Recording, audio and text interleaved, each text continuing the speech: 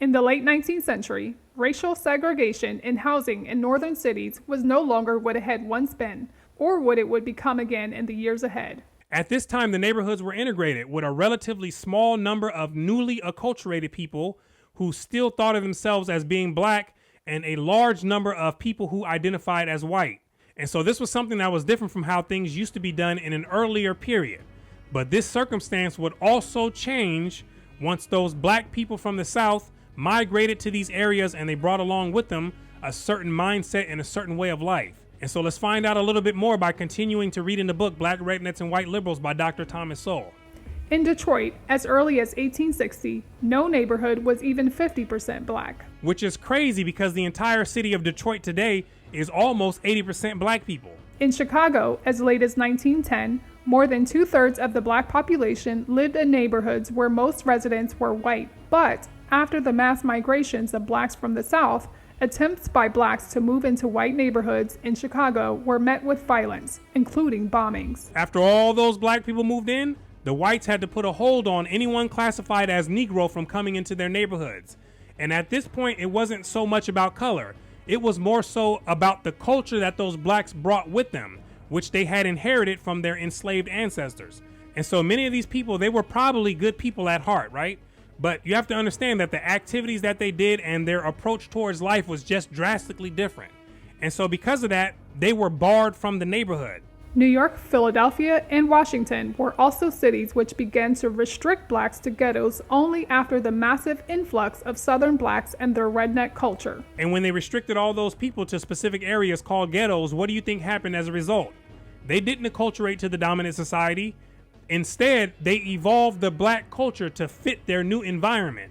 In many cities, blacks were prevented from moving into existing white neighborhoods, but in other cases, whites simply moved out when blacks moved in. Which most of you watching would have done the same thing, right? If you live in a quiet neighborhood right now, and then a group of people started moving in and being extremely loud, violent, and running down the neighborhood, would you not move out of that neighborhood and go somewhere else?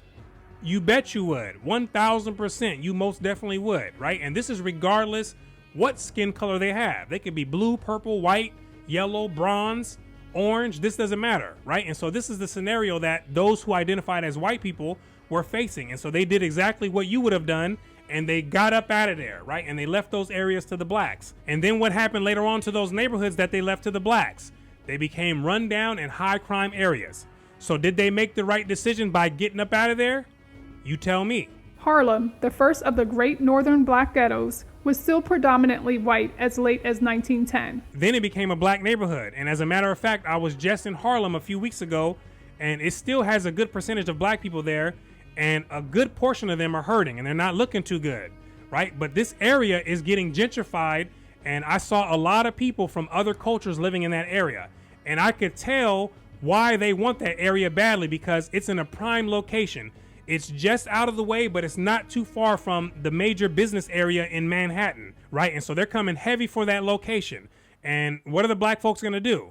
They don't have a culture that is properly preparing themselves to defend that type of attack, right? These other people that are coming in, they already know what to do. They already have a certain mindset. They know how the game goes, right? And they're just going to come in and slowly take over that area, which I can clearly see. I went into the Starbucks, and you had people from the Asian community that were in there studying, right? You go outside, you see the black folks walking around on the street, right? You're not preparing properly.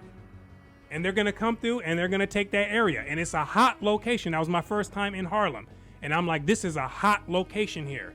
Black people in many of these inner city areas, they have the fatness of the land. But what happens when you don't know what to do with it? People start realizing, uh-oh, those areas that we gave to the black folks, we really like those areas. They don't know what to do with it. We're coming back and we're coming to take those areas, right? And then all they can do is cry and complain from the victim mentality. And somebody has to come and be harsh and tell you the truth so that the people can wake up and start doing things in a different way, right? Or you're going to continue being taken advantage of. That's the way it goes. That's the human is a vulture in its nature. Racial segregation in housing became an explicit law in Baltimore in 1911. In one way or another, residential segregation became the norm in northern cities. Residential segregation was not the only retrogression in race relations during this period. In some northern and midwestern cities where schools had been racially integrated for years, black children were now segregated from white children after the mass influx of blacks from the South. Blacks in Washington were no longer allowed in white theaters, restaurants, or hotels, and their opportunities to work in white-collar occupations shrank. W.E.B. Du Bois summarized these retrogressions this way: "Yet it has everywhere been manifest in the long run that while a part of the Negroes were native-born and trained in the culture of the city, the others were immigrants, largely ignorant and unused to city life." Ignorant because they inherited a worldview that placed little value on knowledge, and not used to the city life because they came from places that were completely different. There were, of course, manifold exceptions, but this was the rule. Thus, the history of the Negro in northern cities is the history of the rise of a small group by accretion from without, but at the same time periodically overwhelmed by them and compelled to start over again when once the material had been assimilated. In Philadelphia, for example, the native-born blacks had advanced, but according to Du Bois, they were overwhelmed and dragged back by black migrants from the South. And this is why there has to be a complete separation from those who want to keep being black and those who want to keep doing things that black people do. Because they have a mentality that will drag you down and it'll keep you from moving forward. And one thing that you have to do is you have to learn from history, or you will continue to repeat it, right? And you'll set up your future generations to have these same type of failures.